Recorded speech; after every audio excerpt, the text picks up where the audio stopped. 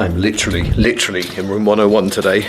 Okay, day 3. We will get on to the training and stuff like that at the very end, because I think there's more interesting stuff to talk about before then. What I thought I'd talk about to begin with is something that I have very much been asking myself over the last 3 days at least, which is, why on earth do I keep doing these challenges? Over the years, certainly since I've been making these videos, I've done loads of challenges. I've tried to ride 400 kilometers. I've done the 21 days grand tour that I did in 2021. In fact, I ended up riding further than that in training over 19 days. I only figured that out a couple of months ago. So I did a huge 2 challenges that year, or going to Brecon Beacons after becoming sober and spending time in isolation, or even just the idea of becoming sober as a challenge. And then there's all the other stuff like fasting and all the other videos I've done on those things. I'm constantly kind of looking for challenges. And I thought, being that I'm in the middle of, well, not middle of one, I wish I was in the middle of one, but I'm 3 days into yet another 75-day challenge. I thought it would be good to address what the idea of challenges are, and why do I keep doing this to myself, and what is the purpose of it, and should I be doing these things really? So there are 4 reasons why I feel like I do these challenges. I've written them down here. Number 1 is that I get bored easily. That's the first thing. I'm very aware of the fact that I need constant stimulus, constant new ideas, constant things coming in, even down to like triathlon. I can't just be a runner, can't be a cyclist or a swimmer. I need to do all 3, different distances, different equipment, different ways of approaching training, all those kind of things. Same in my career.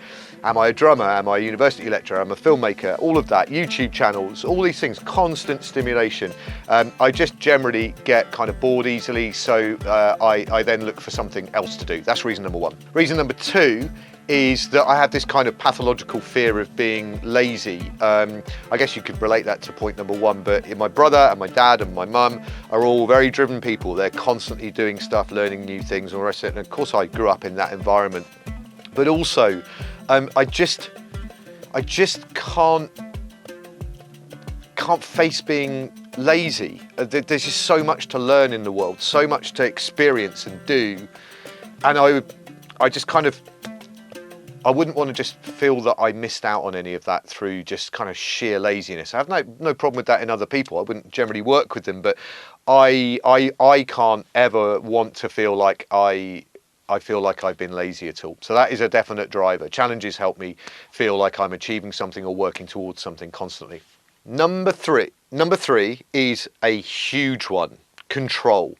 So we'll follow this into point number 4 in a minute, but control. With the challenges, I am in complete control of the challenge in terms of what the challenge is, how long it runs for, what it comprises of, and then once I start that challenge, whether I do it. And that is a big thing to learn, isn't it? Like today, for example, I still have a 30-minute run to do. I thought I was going to be out of uni at 4:30, a little bit earlier today, but actually I'm going to be here till 5:30. I've still got to do that run, but ultimately I am in control of that. So many facets of this are in my control.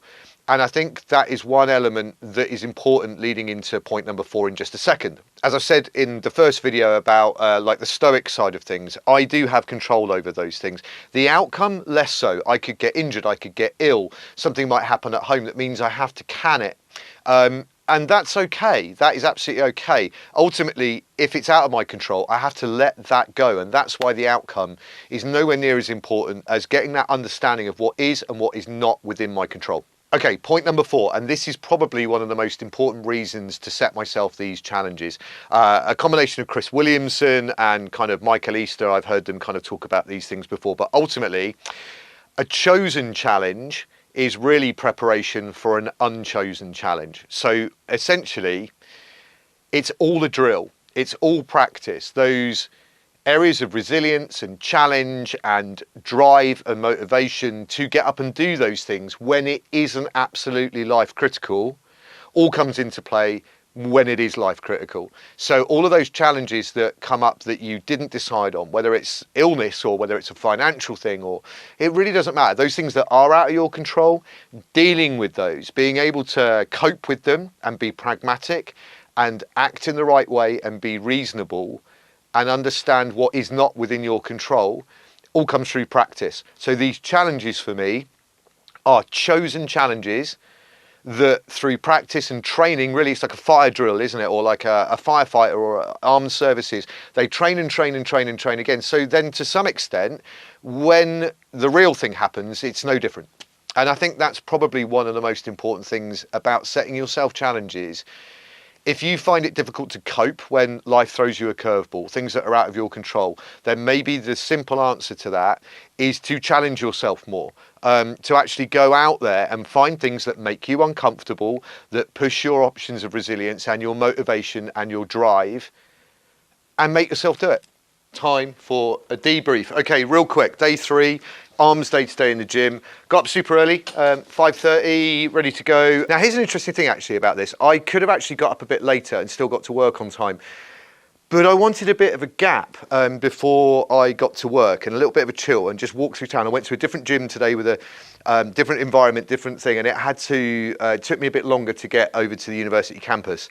I could have stayed in bed a bit longer, but I actually wanted to enjoy a little bit of time where I chose what I did, and that's a control thing, right? So I was able to decide which direction I went, which gym I went to, and all the rest of it, rather than getting up, going to the gym, racing to work, getting all the stuff done. So anyway, arm day it was okay actually. He says holding up a camera and starting to feel it in my triceps right now. I'm finding my feet with all the weights at the minute though, so I'm making lots of notes on, because I'm doing sets in a different way, so I'm making lots of notes on what I need to do the following week in terms of kind of upping weights or changing that, but the reps obviously need to stay the same. But it's going okay. I've got a 30-minute run to do today left over, and as I said previously, my time to do that has been eroded a little bit, out of my control.